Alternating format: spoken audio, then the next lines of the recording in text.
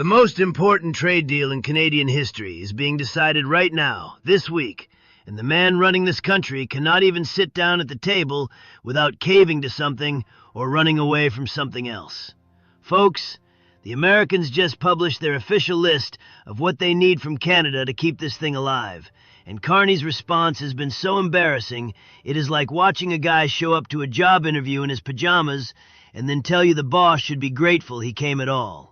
Let me tell you what is actually happening here, because the CBC is not going to lay it out straight for you. The Canada-United States-Mexico Agreement, which we call CUSMA up here, is up for its first mandatory review this year. The formal talks kicked off just weeks ago in March.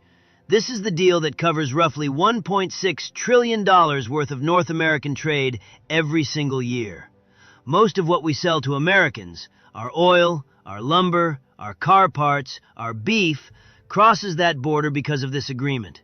Without it, we are looking at tariffs on just about everything, and we are already getting hammered on steel and aluminum and autos as it is. So what does the American trade rep, a guy named Jameson Greer, say he needs from Canada before this deal gets renewed? Well, he published a list. Not a secret list, a public, on the record, here is exactly what we want list. And the stuff on it is not crazy. This is not Trump asking us to become the 51st state. This is a trading partner saying, look, you made us certain promises when we signed this deal 5 years ago, and you have not kept them. Fix it, and we can move forward. Here is what is on that list. Dairy market access, the Digital Services Tax, the Online Streaming Act, the Online News Act, Provincial Liquor Board rules that block American beer and wine, procurement rules in Ontario, Quebec, and British Columbia that shut American companies out of government contracts, and the way Alberta's power grid treats Montana energy producers. Now on dairy, here is the thing that most people do not understand. The Americans are not asking us to blow up supply management. They are not saying tear down the whole system. What they are saying is that when we signed CUSMA, we agreed to let a certain volume of American dairy products in under lower tariffs, and we have been allocating those quotas in a sneaky way that gives them mostly to Canadian processors who have no interest in actually using them. The result is that Americans can only access about 42% of what they were supposed to be able to sell us under the deal we already signed. 42%. So we made a promise, shook on it, and then found a cute little loophole to make sure the promise never actually got kept. And now we are surprised the Americans are mad. Then there is the Digital Services Tax. This one is genuinely funny if it were not costing us so much. The Liberals brought in a tax that specifically targeted American tech companies doing business in Canada, companies like Google and the streaming platforms, and tried to claw back revenue from them. The Americans said that is discriminatory. You made commitments under CUSMA not to do exactly this, and we are pulling out of trade talks if you do not drop it.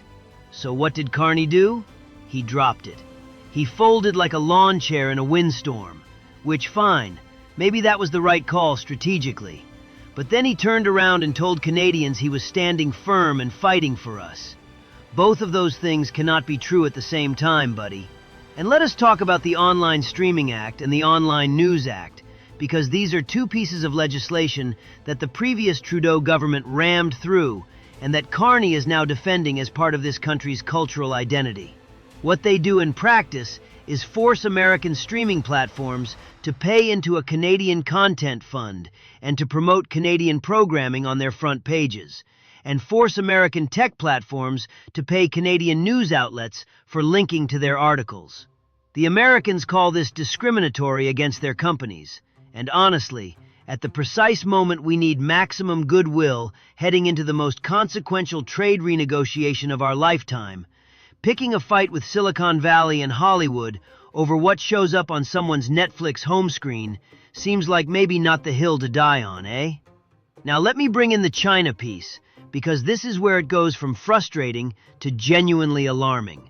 Right in the middle of all this, with formal CUSMA talks just starting up, and the Americans already suspicious about whether Canada is going to play fair, Carney hops on a plane to Beijing. He comes home with a deal to let 49,000 Chinese-built electric vehicles into Canada every year and a tariff rate of just over 6%. slashed down from 100%, which is what Canada had been charging to protect its auto sector. The Americans went berserk. The U.S. Transportation Secretary said Canadians would regret this decision. The U.S. Trade Rep called it problematic. The former chair of the U.S. House Intelligence Committee, now the American ambassador here, said those Chinese cars are rolling data collection devices that capture your location, your contacts, your driving habits, and at times send that information somewhere. The Americans have banned Chinese vehicle software and hardware from their own market for exactly this reason. And Canadian security experts warn that by opening the door, we are isolating ourselves from our Five Eyes intelligence partners.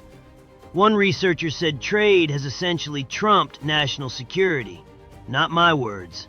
A Canadian expert said that. Doug Ford called the vehicles subsidized spy cars. The public safety minister basically shrugged. That is not a national security posture. That is a photo op waiting to blow up.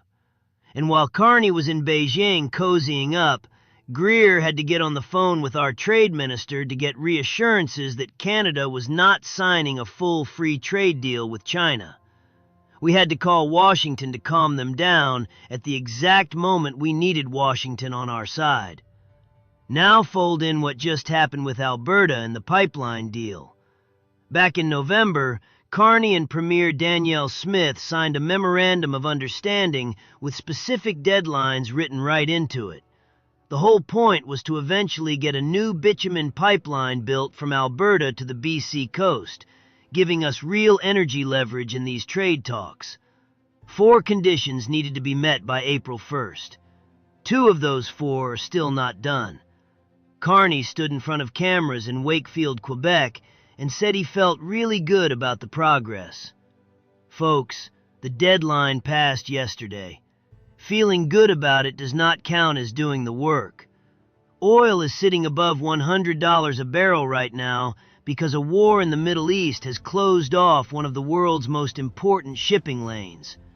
TC Energy's CEO is out there saying Germany and Japan are practically begging for Canadian energy. This is the window. This is the exact moment Alberta has been talking about for years, and our Prime Minister missed his own deadline and called it momentum.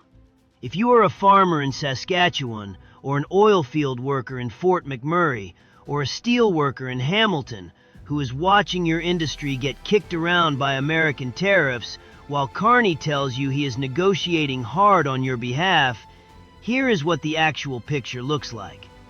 He caved on the digital tax. He is defending streaming regulations that irritate our most important trading partner. He cut a deal with China that spooked Washington right before formal talks began. He missed the deadline on the Alberta pipeline agreement that would have given us real energy leverage. And the formal CUSMA talks only just restarted in March after being shut down for months because Ontario ran a TV ad. A TV ad. Trade talks between Canada and the United States, talks worth hundreds of billions of dollars to Canadian workers, got suspended because an Ontario government advertisement made Trump grumpy. And Carney did not get those talks restarted for months. Months. Look, I get it. Negotiating with the Americans right now is genuinely hard. Trump is unpredictable. The stakes are enormous. Nobody is pretending this is easy. But there is a difference between a tough negotiating environment and a government that keeps stumbling over its own feet on the way to the table. Canada has real leverage here. We have the oil. We have the critical minerals. We have the pension fund money that American infrastructure projects need. We have 40 million customers right next door that American farmers and manufacturers want to sell to. Those are chips, and a competent negotiator plays them.